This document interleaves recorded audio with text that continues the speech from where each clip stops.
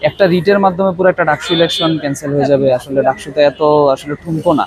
তো ডাকসু আমরা যখন হচ্ছে জাস্ট মানে নিউজটা আসছে, আমরা 71 হলের যারা আছি 5 মিনিটের ভিতরে হচ্ছে সবাই একসাথে নেমে গেছি, এবং আমাদের সাথে ক্যাম্পাসের যত শিক্ষার্থী ছিল, যারা আবাসিক অনাবাসিক সবাই আমাদের সাথে যুক্ত হয়েছে। আমরা প্রায় ডিসি চত্বরে মোটামুটি 500-700-1000 মানুষের একটা জমায়েত হয়েছে।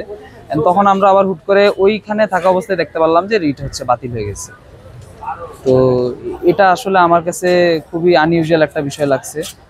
আর আমার পার্সোনাল মতে হচ্ছে একটা রিটের ভিত্তিতে ডাকসু একদম স্থগিত করে দেওয়া, এটা আসলে কোনোভাবেই আমি শিওর বলতে পারছি না, বাট অবশ্যই এটা থাকতে পারে, হতে পারে, কারণ ডাকসু নিয়ে হচ্ছে বিভিন্ন ধরনের রাজনৈতিক খেলার চেষ্টা হচ্ছে। তো এটা অবশ্যই থাকতে পারে, নাও থাকতে পারে, এটা আসলে শিওর ভাবে বলা যাচ্ছে না, যেটা আমি একদমই 100% শিওর না। আসলে যেহেতু এটা আমাদের অধিকার এবং আমরা এতদিন ধরে প্রচারণা করছি, কাজ করছি ডাকসুর জন্য। আমি হল সংসদে যেহেতু দাঁড়িয়েছি, আমি হলে বিভিন্ন কাজ করেছি, যারা সেন্ট্রালি দাঁড়িয়েছে তারা সেন্ট্রালি কাজ করছে। সো আর এটার মধ্যে আমাদের ক্যাম্পাসে যে একটা উৎসবমুখর পরিবেশ, আমরা একজনের একজনকে চিনতে পারছি, বা একটা আমরা এত বছর পরে ডাকসু পেয়েছি, আমার মনে হয় না এটা খুব ভালো একটা পরিণত হবে যদি ডাকসুটা স্থগিত হয়ে যায় বা ডাকসু একদমই নিষিদ্ধ হয়ে যায়। এটা আমরা কোনোভাবে মানবো না যে ডাকসু নিষিদ্ধ হয়ে যাক। আমরা তো আসলে এটা আসলে এমন না যে ভিক্ষা, যে আমাদেরকে ভিক্ষা দিয়ে দিল, এটা তো আমাদের অধিকার। আমরা কোনোভাবে এটা মেনে নিব না যে ডাকসু স্থগিত হয়ে যায়।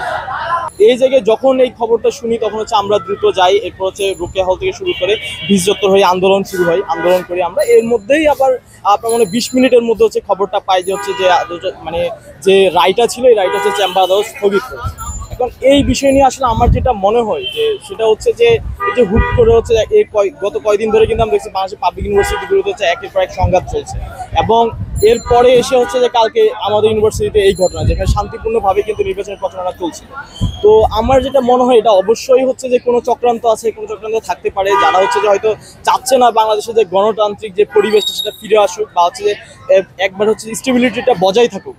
এই কারণেই মনে হয় যে কোনো গোষ্ঠী যারা হচ্ছে আসলে আমাদের দেশের বা আমাদের প্রতিষ্ঠানের বা হচ্ছে যে আমাদের সাধারণ মানুষের যে হচ্ছে আমাদের অধিকার দাবি সেটা বাস্তবায়ন যদি না হয়, তাহলে হয়তো এটা তাদের জন্য কোনো সুযোগ বা তাদের চাওয়াই এটা। এই কারণে হয়তো যে হচ্ছে যে তারা এটা স্থগিত করার জন্য বা হচ্ছে স্থগিত করার চেষ্টা করছে।